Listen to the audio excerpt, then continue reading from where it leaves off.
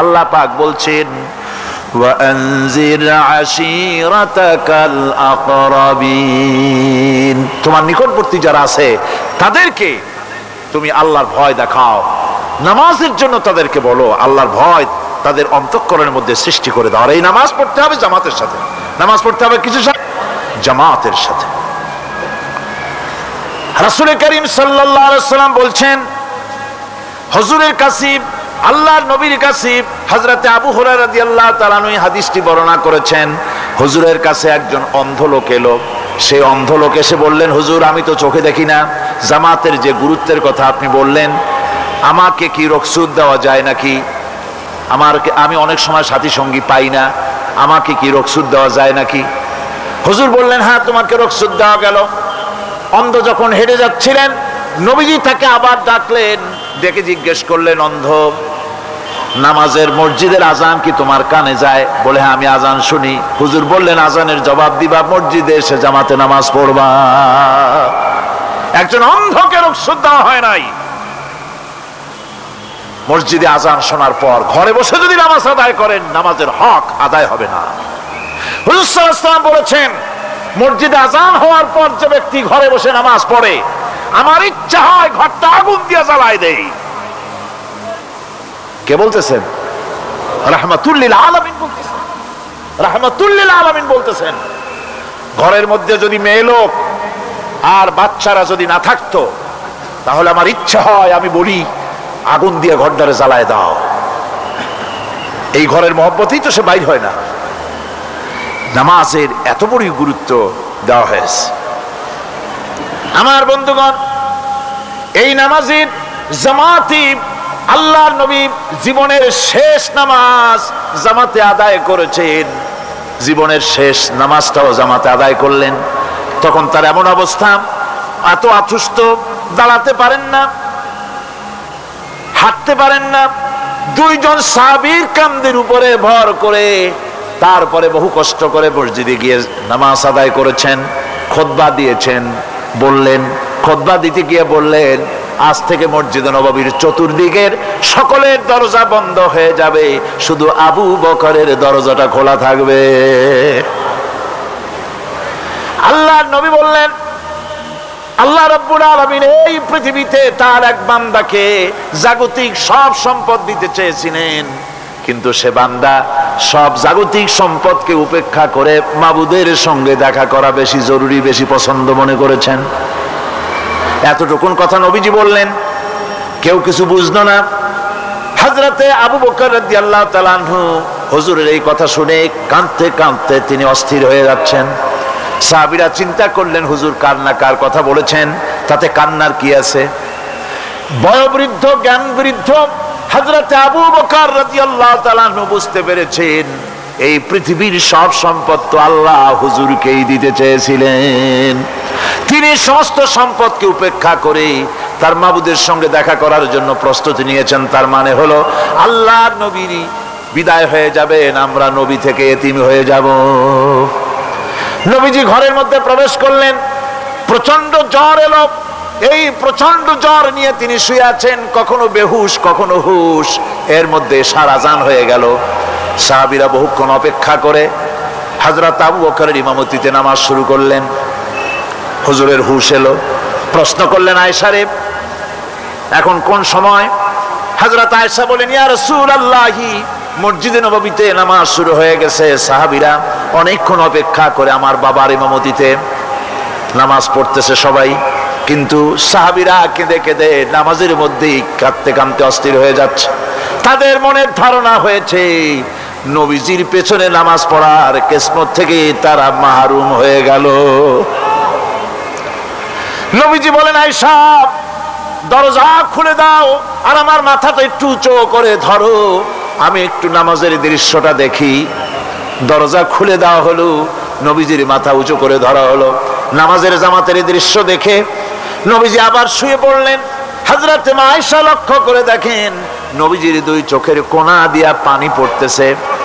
মা আয়েশা জিজ্ঞেস করেন, ইয়া রাসূলুল্লাহ, নামাজের দৃশ্য দেখে চোখে কেন পানি এলো? হুজুর বলেন, আয়েশা রে এটা কোনো দুঃখের পানি নয়, এটা তৃপ্তির পানি। এই যে জামাত নামাজ পড়তেছে লোকেরা, এই জামাত কায়েমের জন্য তায়েফের ময়দানে অনেক রক্ত আমার ঝরেছে, উহুদের ময়দানে দান্দার মুবারক শহীদ হয়েছে, সাহাবায়ে কেরাম জীবন দিয়েছে। এই যে জামাত আমি দেখতে পেলাম, ভবিষ্যতের একটা ছবি যেন চোখে ধরা পড়লো। আমার মনে হলো কিয়ামত পর্যন্ত এই পৃথিবীতে আমার যত উম্মত আসবে তারা এইভাবে করে জামাতে নামাজ আদায় করবে।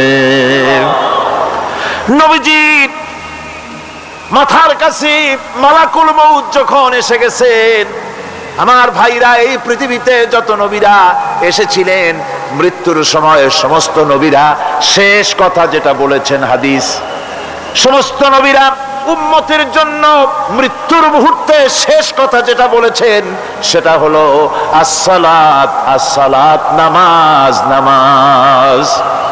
আমার নবী যখন বিদায় হয়ে যান, বিদায় মুহূর্তে মেয়ের কথা বললেন না, কলিজার টুকরা নাতির কথা বললেন না, জামাইয়ের কথা বললেন না, স্ত্রীর কথা বললেন না, মৃত্যুর সময় শেষ কথা বললেন আসসালাত, আসসালাত ওয়া মা মালাকাত আইমানুকুম, নামাজ, নামাজ, আমার উম্মতেরা নামাজ, আমার উম্মতেরা নামাজ ছেড়ে দিও না, নামাজ।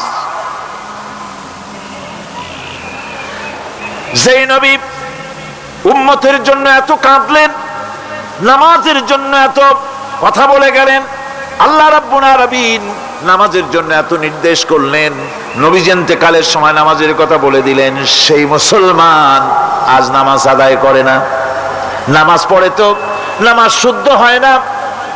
হযরতে হুযায়ফা রাদিয়াল্লাহু তাআলা আনহু তিনি একবার ইয়েমেন সফর করেছিলেন, এক মসজিদে নামাজ পড়লেন, একজনকে তিনি নামাজ পড়তে দেখলেন, নামাজ পড়তে দেখে তিনি অপেক্ষা করলেন, লোকটার নামাজ হয়ে যাওয়ার পর তিনি প্রশ্ন করলেন, আল্লাহর বান্দা, তুমি কতদিন এরকমের নামাজ পড়তেছো?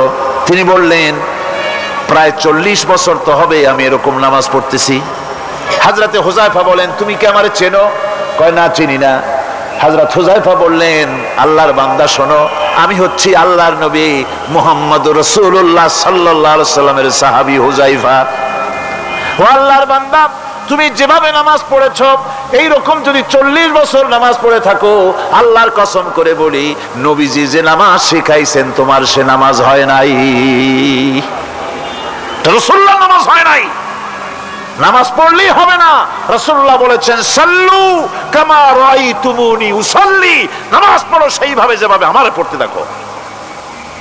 বিশ্বাস করুন ভাইরা, নামাজ যদি না হয়, হরতাল করিয়া, মিছিল করিয়া, বিক্ষোভ করিয়া, যে কোনো আন্দোলন করে ইসলামকে বিজয়ী করা যাবে না যতক্ষণ পর্যন্ত নামাজ সহি না হবে। নামাজ হচ্ছে ফাউন্ডেশন, নামাজ নাই কিচ্ছু নাই। ঠুকঠাক করে 2টা সেজদা দিয়ে উঠে যাবেন, আপনার ইসলামী আন্দোলনের 4 পয়সার দাম নাই। নামাজ আগে, জিহাদের ময়দানেও নামাজ, যেখানে আছেন ওখানেই নামাজ পড়তে হবে, আর তা পড়তে হবে আদবের সাথে, মুহাব্বতের সাথে। আপনারা বিরক্ত হচ্ছেন না তো? হাদিস, নামাজ, নামাজ, এই নামাজ হচ্ছে মুসলমানদের সবচেয়ে বড় জিনিস। নামাজ হয় না, নামাজ যত পড়া হয় অধিকাংশ নামাজ হয় না। নামাজের ভিতরে তাদিল আরকান, তাদিল করা ওয়াজিব। যতক্ষণ দাঁড়িয়ে থাকবেন, রুকুতে থাকবেন, যতক্ষণ দাঁড়ায় থাকবেন ততক্ষণ অন্তত 1 তাসবিহ পরিমাণ তো বটেই। যদি তা না হয়, রুকুত থেকে দাঁড়ালেন, সেজদায় চলে গেলেন, ওয়াজিব তরক হলো, সো সেজদা দিলেন না, নামাজ ফাসেদ হয়ে গেল, নষ্ট হয়ে গেল নামাজ। এটা পাগলামি না, নামাজ সহিভাবে আদায় করতে হবে। নামাজ থেকে দাঁড়াবেন, রুকুত থেকে দাঁড়ায় গেলেন, বলবেন রব্বানা লাকাল হামদ, কোন রব্বানা লাকাল হামদ হামদান কাসীরান তাইয়িবান মুবারাকান ফিহি। একজন সাহাবী এই দোয়াটা পড়ছিলেন। নামাজ শেষ করে আল্লাহর নবী প্রশ্ন করলেন, নামাজের ভিতরে অতিরিক্ত এই কথাগুলি কে বলেছো? সাহাবী ভয় পেয়ে গেলেন, ভয় ভয় তিনি বললেন, হুজুর আমি বলেছি। হুজুর বললেন, তুমি জানো না আমি নবী, তুমি নবী না, আমি যা দেখি তুমি দেখতে পাও না। তুমি যখন এই দোয়াটা পড়তেছিলে আমি লক্ষ্য করেছিলাম আল্লাহর রহমতের ফেরেশতারা প্রতিযোগিতা করতেছিল তোমার আমলনামায় কে কত বেশি নেকি লিখবে। রুকুতে দাঁড়ায়া এটা পড়বেন, সেজদায় চলে যাবেন, দুই সেজদার মাঝখানে ততক্ষণ বসে থাকবেন যতক্ষণ একটা সেজদার ভিতরে ছিলেন। পড়বেন আল্লাহুম্মা গফিরলি ওয়ারহামনি ওয়াহদিনি ওয়াফিনি ওয়ারজুকনি। নামাজের মধ্যে দোয়া করতেছেন, আল্লাহ আমারে ক্ষমা করে দাও। এসব দোয়া সব হুজুরের। আমাকে ক্ষমা করো, আমাকে হেদায়েত দাও, আমাকে সুস্থ করো, আমাকে রহম করো, আমাকে রিজিক দাও। কল সুবহানাল্লাহ। নামাজের ভিতরে দোয়া কবুলের সময়, নামাজের সেজদার ভিতরে দোয়া কবুল হয়। এইভাবে করে রাসূল করিম সাল্লাল্লাহু আলাইহি ওয়াসাল্লামের নামাজটা কেমন হাক্কানি উলামাদের কাছ থেকে জেনে নেবেন। যেহেতু হুজুর বলেছেন সাল্লু কামা রাআইতুমুনি উসাল্লি, নামাজ পড়ো সেইভাবে যেভাবে আমাকে পড়তে দেখো। মদিনায় হিজরত করার পর রাসূলুল্লাহ সাল্লাল্লাহু আলাইহি ওয়াসাল্লাম কাফেরদের সাথে অনেকগুলো যুদ্ধে লিপ্ত হয়েছিলেন। তার মধ্যে উহুদের যুদ্ধে তিনি তার আপন চাচা হযরত হামজা রাদিয়াল্লাহু তাআলা আনহুকে হারান। ওয়াহশীর হাতে নির্মমভাবে শহীদ হন তিনি। ওয়াহশী পরবর্তীতে অনুতপ্ত হন। আসুন শুনি সে কাহিনী। হুজুর সাল্লাল্লাহু আলাইহি ওয়াসাল্লাম ফতহ মক্কার দিনে সকলকে ক্ষমা করে দিয়েছিলেন, কিন্তু 5 জন নারী আর 6 জন পুরুষ সম্পর্কে বলেছিলেন এদেরকে যেখানে পাও সেখানে হত্যা করো। এর মধ্যে ওয়াহশী একজন। ওয়াহশী বুঝতে পেরেছি মুহাম্মদ সাল্লাল্লাহু আলাইহি ওয়াসাল্লাম আল্লাহর রহমত, করুণার নবী, দয়ার নবী, তার কাছে যদি আমি যেতে পারি তাহলে তিনি আমার সম্পর্কে, যদি তার সামনে যেতে পারি তাহলে তার কঠোর মনোভাব আমার প্রতি নরম হয়ে যাবে। এই মনে করে সাহাবায়ে কেরামদের চোখ এড়ায়া তিনি হুজুরের সামনে গিয়ে হাজির হয়ে গেলেন। হুজুর তাকে দেখি বললেন, তোমার নাম না ওয়াহশী? তিনি বললেন, হ্যাঁ আমার নাম ওয়াহশী। হুজুর বললেন, তুমি আমার চাচাকে শহীদ করেছো। ওয়াহশী বললেন, জাহালাতের কারণে তা করেছি। হুজুর বললেন, কেমনে শহীদ করেছো আমার চাচাকে, আমার একটু শোনাও। ওয়াহশী বলতে লাগলেন, আমি বল্লম দিয়ে হযরতে হামজার শরীরকে এফোড় ওপড় করে দিয়েছি, তারপরে তার বুককে খঞ্জর দিয়ে ফেরে বুকের ভিতর থেকে কলিজাটা বের করে নিয়ে আমি হাতে দিয়ে দিয়েছি হেন্দাই কলিজা চিবিয়ে চিবিয়ে খেস। রাসূল পাক সাল্লাল্লাহু আলাইহি ওয়াসাল্লাম হাদিস শরীফে এসেছে, ওয়াহশীর বর্ণনা যখন তিনি শুনতেছিলেন রাসূলের চোখ থেকে তখন পানি পড়ে দাড়ি মোবারক ভিজে ভিজে পড়তেছিল। ঘটনা শোনার পর রাসূলুল্লাহ বললেন, ওয়াহশী তুমি কি চাও? ওয়াহশী বললেন, আমি ইসলাম কবুল করতে চাই। হুজুর তাকে মুসলমান বানালেন। বললেন, তুমি মুসলমান হলে কিন্তু সব সময় তুমি আমার সামনে আসবে না, তার কারণ তোমাকে দেখলে পরে আমার মনের ভিতরে আমার চাচার কথা মনে উঠে যাবে। আমি আমার আব্বাকে পাই নাই, আব্বার স্নেহ যত্ন আমার কিসমতে তেমন হয় নাই। আমার চাচা হামজা আমাকে পিতার মতো করে আমাকে স্নেহ করেছে, তোমাকে দেখলে পরে তার কথা মনে পড়বে, সুতরাং তুমি সবসময় আমার সামনে আসবে না। ওয়াহশী সেদিন শপথ নিয়েছিলেন, রব্বুল আলামিন আমি জাহালাতের কারণে যেই বল্লম দিয়ে ইসলামের একজন শ্রেষ্ঠ সন্তানকে আমি শহীদ করে ফেলেছিলাম, আমি বুঝতে পারি নাই, ওই বল্লমটা আমি হেফাজতে রেখে দিয়েছি। তুমি আমার এই দোয়া মঞ্জুর করো, আমি যেন এই বল্লম দিয়ে এই পৃথিবীর নিকৃষ্ট ইসলামের কোনো দুশমনকে যেন আমি শেষ করে দিতে পারি। আল্লাহ পাক দোয়া তার মঞ্জুর করে নিলেন। মুসাইলামা কাযযাবের বিরুদ্ধে হযরত আবু বকর সিদ্দিক রাদিয়াল্লাহু তাআলা আনহু যে বাহিনী পাঠালেন, হযরত ওয়াহশী সেই বাহিনীর মধ্যে ছিলেন। আর তিনি সেই বল্লমটা দিয়ে, যে বল্লম দিয়ে তিনি হযরত হামজাকে শহীদ করেছিলেন, সেই বল্লমটা দিয়েই ইসলামের নিকৃষ্ট শত্রু মুসাইলামা কাযযাবকে দুনিয়া থেকে তিনি বিদায় করে দিলেন। আমার ভাইরা, রাসূল পাক সাল্লাল্লাহু আলাইহি সাল্লামের ইন্তেকালের পর এ পর্যন্ত নবুয়তের যারা দাবি করেছে, এক হিসাবে জানা গেছে 28 জন দাবি করা হয়ে গেছে। রাসূল বলেছেন আমার পরে 30 জন মিথ্যেবাদী নবুয়তের দাবি করবে। কতজন করবে? হয়ে গেছে, বাকি আছে কত? এর মধ্যে গোলাম আহমদ একজন। গোলাম আহমদ দাবি করলো যে আমি নবী। তার অনেকগুলি বই কিতাব সে লিখলো। বইয়ের মধ্যে এক জায়গায় সে লিখেছে, তার বইয়ে এক জায়গায় লিখেছে যে আমি স্বপ্নে দেখলাম আল্লাহ আমার সামনে উপস্থিত, আল্লাহ আমার সামনে এসেছেন পুরুষের আকৃতিতে, আর আমি তখন স্বপ্নের ভিতরে আমি নিজেকে একজন নারীর মতোই মনে করলাম। স্বপ্নের ভেতরেই আল্লাহ পাক পুরুষ হিসাবে আমাকে ব্যবহার করলেন। আমি স্বপ্নের মধ্যেই গর্ভবতী হলাম এবং স্বপ্নের ভিতরে আমি গোলাম মোহাম্মদ মসিহে রূপান্তরিত হয়ে গেলাম। নাউযুবিল্লাহি মিন যালিক। গোলাম মোহাম্মদ বলছে আল্লাহ পাক ওহীর মাধ্যমে আমাকে জানিয়েছেন, আল্লাহ আমাকে বলেছেন, গোলাম মোহাম্মদ তুমি হচ্ছ আমার সন্তান তুল্য। নাউযুবিল্লাহি মিন যালিক। এইভাবে অসংখ্য মিথ্যে কথা দিয়ে বইপত্র রচনা করেছে। লোকেরা তার কাছে নবুয়তের প্রমাণ চেয়েছে। আসলে শরীয়তের বিধান হচ্ছে হুজুরের পরে যদি কেউ নবুয়তের দাবি করে তাহলে তাকে সে নবী কিনা এর কোনো প্রমাণ তার কাছে চাওয়াও জায়েজ নাই। যেহেতু প্রমাণ চাইতে গেলে বোঝা যায়, সন্দেহ হয় কিছুটা প্রমাণ দিতে পারলে তাহলে সে নবী হবে। কথা বুঝতে পেরেছেন? এই জন্য রাসূলের পরে যদি কেউ নবুয়তের দাবি করে তাহলে তার কাছে নবুয়তের দাবির কোনো প্রমাণও চাওয়া যাইবে না। বিনা প্রমাণে রাসূলের পরে নবুয়তের দাবি যেই করবে সে কি হবে? জোরে বলেন কি হবে? কাফের হয়ে যাবে। দুনিয়ার সমস্ত উলামা, সমস্ত মুহাদ্দিস, সমস্ত মুফাসসির, দুনিয়ার সমস্ত মুফতি সব একমত, কোনো দ্বিমত নাই গোলাম মোহাম্মদ কাদিয়ানী কাফের, তার অনুসারীরাও। তার জামানায় মাওলানা আতাউল্লাহ শাহ বুখারী রাহমাতুল্লাহ আলাইহি তার সঙ্গে একটা বহস হলো। যেহেতু গোলাম মোহাম্মদ বলেছিল যে আমার এই 40 দিনের মধ্যে কেউ প্রতিবাদ করুক যেগুলি আমার ওহী নয়। হযরতে মাওলানা আতাউল্লাহ শাহ বুখারী রাহমাতুল্লাহ আলাইহি সেই যুগের একজন শ্রেষ্ঠ আলিম, তিনি বললেন আমি তোমার কাছে কোনো প্রমাণ চাই না তুমি নবী কিনা, আমি জানি তুমি মিথ্যেবাদী, তবে তোমাকে বলতে হবে তুমি এই শক্তি কোথায় পেলে। গোলাম মোহাম্মদ বলল কোরআন শরীফই আছে আমার এই শক্তির উৎস। কোথায়? বলল যে এই যে আয়াতটা আমি আপনাদের সামনে তেলাওয়াত করেছি, ঈসা আলাইহিস সালামের ওই কথাই গোলাম মোহাম্মদ বলল যে হযরত ঈসা আমার সম্পর্কে বলেছেন ইয়াতি মিন বাদ ইসমুহু আহমদ, আমার পরে একজন নবী আসবেন, রাসূল আসবেন, তার নাম হবে আহমদ, আমি সেই আহমদ।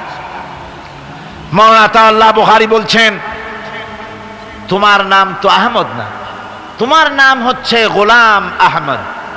তার অর্থ হলো হযরত ঈসা আলাইহিস সালাম যে আহমদের কথা বলেছেন তুমি সেই আহমদের গোলাম। গোলাম আহমদ বললেন দেখুন আমার নামের প্রথম শব্দ গোলাম, এটা হচ্ছে আমার লকব, আমি আমার নামের লকবটা ছেড়ে দিলাম, বাদ দিয়ে দিলাম, আর ব্যবহার করব না। তাহলে তো আমি আহমদ থাকি, আপনি তো আর আপত্তি করতে পারেন না। মাওলানা বুখারী বললেন নামের প্রথম শব্দ বাদ দেওয়া যদি জায়েজ হয় তাহলে তোমার ফতোয়া দিয়ে আমার নামের প্রথম শব্দ বাদ দিয়া দিলাম। আমার নাম আতা আল্লাহ, নামের প্রথম শব্দ আতা বাদ দিয়ে দিলাম। তো আতা যদি বাদ দেই তাহলে আল্লাহ হই, আর আল্লাহ হয়ে বলছি তোমার মতো গাধাকে নবুয়াত আমি দেই নাই। এরপর এই পৃথিবীর নিকৃষ্ট পাপী এই কাফেরের মউত হলো কোথায়? জোরে বলেন এই কাফেরের মউত হলো কোথায়? পায়খানার ভেতরে মউত হয়েছে। কিয়ামত যখন হবে তখন সবাই ভয়ে কাঁপতে থাকবে। মহান রব্বুল আলামিনের সামনে কেউ টু শব্দটি পর্যন্ত করার সাহস পাবে না। দুনিয়ায় যত নবী পয়গম্বর এসেছিলেন তারাও সে সময়ে ভয়ে চুপ থাকবেন। কেবলমাত্র আল্লাহর অনুমতি সাপেক্ষে সেদিন বিশ্বনবী রাহমাতুল্লিল আলামিন রাসূলুল্লাহ সাল্লাল্লাহু আলাইহি ওয়াসাল্লাম তার উম্মতের জন্য শাফায়াত করার সুযোগ পাবেন। কিয়ামতের দিন 50,000 বছর মানুষেরা হাসরের ময়দানে দাঁড়িয়ে থাকবে। 50,000 বছর বিচারের দিনটা লম্বা হবে 50 আলফা সানা মিম্মা তাউদ্দুন। এই পৃথিবীতে তোমাদের গণনা মতে 50,000 বছর যত বড় লম্বা, কিয়ামতের বিচারের দিনটা হবে অত বড় লম্বা। মানুষেরা হয়রান হয়ে যাবে। মানুষের মাথার চান্দি, গুনাহগারের মাথার চান্দি ফেটে গিয়া মগজগুলি গলে গলে পড়তে লাগবে। জিহ্বাটা ঝুলে কুকুরের মতো নাভিস্থল পর্যন্ত পড়ে যাবে। সারা ময়দানে পানি পানি বলে চিৎকার হতে থাকবে। মানুষেরা বিভীষিকাময় দৃশ্য দেখে হয়রান হয়ে যাবে, ভয়ের চোটে কলিজা গলার কাছে চলে আসবে। কোনো উপায় নাই, মানুষেরা হয়রান হয়ে গিয়ে হযরত আদম আলাইহিস সালামের কাছে যাবেন, আল্লাহর কাছে একটু সুপারিশ করেন আমাদের বিচার হয়ে যাক। হযরত আদম বলবেন আমার দ্বারা সম্ভব নয়, আমি নিজে আল্লাহর এক হুকুমকে ভঙ্গ করেছিলাম, জানি না আল্লাহ রাব্বুল আলামিন আমার সাথে আজকে কি ব্যবহার করেন। মিয়া সাহেব মাথা খাটান, বুদ্ধি খাটান, চিন্তা করেন আকল দিয়ে, বিবেক দিয়ে। আবাল বাশার আদম আলাইহিস সালাম আল্লাহর দরবারে কথা বলতে সাহস পাবেন না। বলবেন নূহের কাছে যাও, নূহ আলাইহিস সালাম বলবেন আমি পারবো না। ইব্রাহিমের কাছে চলে যাও, ইব্রাহিম আলাইহিস সালাম বলবেন আমিও পারবো না। সকলে এক এক অজুহাত দিবেন। বলবেন যাও মুসা আলাইহিস সালামের কাছে, তিনি বলবেন আমিও পারবো না। যাও ঈসা আলাইহিস সালামের কাছে, হযরত ঈসা বলবেন আমি তো পারবোই না, কারণ গোটা পৃথিবীর শত শত কোটি নাসারা আমারে আল্লাহর ছেলে বলেছে, আমি তো তাদেরকে কথা বলতে পারি নাই, জানি না আজই হাসরের ময়দানে আল্লাহ রাব্বুল আলামিন আমার সাথে কি ব্যবহার করেন। তবে আমি একটা পরামর্শ দিতে পারি, আল্লাহ রাব্বুল আলামিনের দরবারে আজকে কেবল কথা বলতে পারবেন বিশ্ব নবী জনাবে মুহাম্মদুর রাসূলুল্লাহ সাল্লাল্লাহু আলাইহি ওয়াসাল্লাম। হাসরবাসীরা তার কাছে যাবেন, নবীজি মাকামে মাহমুদে আল্লাহর দরবারে সেজদায় পড়ে যাবেন। এই সেজদায় কত কাল চলে যাবে আল্লাহ পাক ভালো জানেন। সেজদায় পড়ে শুধু কাঁদতেই থাকবেন। রব্বুল আলামিন বলবেন হাবিব মাথা উঠান, আপনার দরখাস্ত আমি আল্লাহ রব্বুল আলামিন মঞ্জুর করে নেব। সুবহানাল্লাহ বিহামদিহি।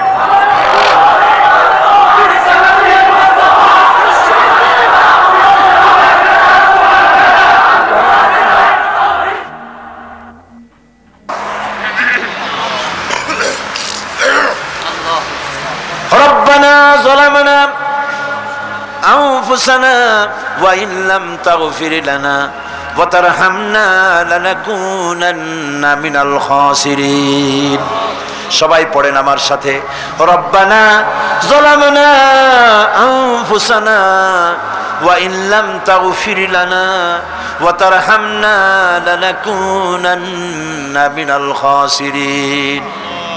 রব্বুল আলামিন লক্ষ লক্ষ জনতা নিয়ে ঢাকা শহরের প্রাণ কেন্দ্রে আউটার স্টেডিয়ামে পল্টনের ময়দানে কোরআন শরীফের 3 দিন তাফসীরুল কোরআন মাহফিলের শেষ দিনে গুনার বোঝা মাথায় নিয়ে কোরআন শরীফ সামনে নিয়ে আল্লাহ তোমার দরবারে ভিক্ষুকের মতো দুটি হাত আমরা তুলে ধরেছি।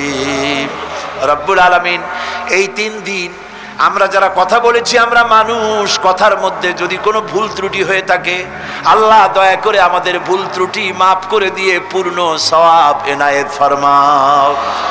রব্বুল আলামিন তুমি দয়া করে এই 3 দিনের মাহফিলে যত সওয়াব দান করবা মেহেরবানি করে তা হাদিয়া স্বরূপ আমাদের বিশ্বনবী কিয়ামতে আমাদের সুপারিশকারী আমাদের প্রিয় নবী রাহমাতুল্লিল আলামিন জনাবে মুহাম্মদ রাসূলুল্লাহ সাল্লাল্লাহু আলাইহি ওয়াসাল্লামের রূহ মুবারকে পৌঁছায়া দাও। রাসূলের সাহাবী, তাবিন, তাবে তাবিন, সিদ্দিকিন, শুহাদা, আম্বিয়া আলাইহিমুস সালাম, আইম্মায়ে মুজতাহিদিন, সালফে সালিহিন, আকাবেরে দ্বীন, উলামায়ে মুতাকাদ্দিমিন, উলামায়ে মুতাআখিরিন, আসফিয়ায়ে কেরাম, तमाम पृथ्वीर मोमेन मोमेनात যারা কবরে শুয়ে আছে আল্লাহ সকলের আরোহার পরে সওয়াব পৌঁছায়া দাও। রব্বুল আলামিন আজকের এই মাহফিলে আমরা লক্ষ লক্ষ মানুষ তোমার দরবারে হাত তুলে আমাদের আব্বা জানের কথা মনে পড়ে গেল। আমরা যারা আমাদের বাপ হারাইছি, আমাদের মা বোনদের মধ্য থেকে, ভাইদের মধ্য থেকে আমরা যারা বাপ হারাইছি, আল্লাহ তুমি দয়া করে আমাদের বাপজানের কবরটাকে জান্নাতের টুকরা বানাইয়া দিও। আয় আল্লাহ তাআলা আমাদেরকে বড় করার জন্য, মানুষ করার জন্য কত স্বপ্ন দেখতো, কত কষ্ট করত। ওই বাপজান চলে গেল, আর তো কেউ নাম ধরে ডাকে না, আর তো কেউ মাথায় পিঠে হাত বুলায় না। আল্লাহ বাপ জানসার বিদায় হয়ে গেল, বাবুদ গো কবরটাকে জান্নাতের টুকরা বানায়া দাও। আয় আল্লাহ তাআলা আমাদের জনম দুঃখিনী মা, একটা অক্ষর মা, আর মনে হয় যেন তামাম পৃথিবীর সমস্ত মধু এই একটা অক্ষরের মধ্যেই তুমি দিয়ে দিয়েছো। 10টা মাস ধরে মায়ের পেটের ভিতরে বসে মাকে কষ্ট দিয়েছি, মায়ের পেটের ভিতরে হাঁটু দিয়া মাথা দিয়া পাও দিয়া গুতাগুতি করে মাকে কষ্ট দিয়েছি পেটের ভিতরে থেকে। ডেলিভারি করার সময় মা প্রচন্ড কষ্ট পেলেন। আয় আল্লাহ তারপরে বুকের রক্ত চুষে চুষে বুকের দুধটা 2-2.5 বছর খেয়েছি। মায়ের কোলে থেকে মাকে পেশাব পায়খানা করে মায়ের কাপড় চোপড় নষ্ট করেছি। কোনদিন বিরক্ত হয়ে একটা আছাড় দেয় নাই, একটা থাপ্পড় মারে নাই। আয় আল্লাহ ক্ষুধা পেটে মা খেতে বসেছে, মায়ের কোলে বসে বাচ্চা পায়খানা করেছে, মা রাগ করে ছেলেকে থাপ্পড় মারে নাই, ভাতের খাবারটা ঠেলে রেখে বাচ্চাটারে পায়খানা সাফ করে নিজে আবার কাপড় পাল্টাইয়া ছেলেটার বুকে চুমা দিয়া আবার খাইতে বসেছে। এইভাবে করে মাকে নির্যাতন করলাম, ওই মা যাদের বিদায় হয়ে গেছে আল্লাহ মায়ের কবর জান্নাতের টুকরা বানাইয়া দাও। রব্বির হামহুমা কামা রব্বায়ানি সগীর। সবাই বলেন আমার সাথে, রব্বির হামহুমা কামা রব্বায়ানি সগীরা। আয় আল্লাহ আমাদের মা বাপ যাদের বেঁচে আছে সুস্থ রাখো, ভালো রাখো, ইমানের সাথে রাখো, ইজ্জতের সাথে রাখো। আয় আল্লাহ মায়ের ঋণ তো কিছুতেই শোধ করতে পারবো না, আমরা যদি আমাদের বুকের চামড়া দিয়া মায়ের পায়ের একজোড়া জুতা তৈরি করে দেই, মায়ের এক ফোঁটা দুধের হক তো আদায় হবে না। আল্লাহ মা যাদের মরে গেছে ওরাই বসে কি হারাইছে। আল্লাহ আমাদের মা যাদের বেঁচে আছে ভালো রাখো, সুস্থ রাখো। আপনারা দোয়া করেন আমার মাও সুস্থ।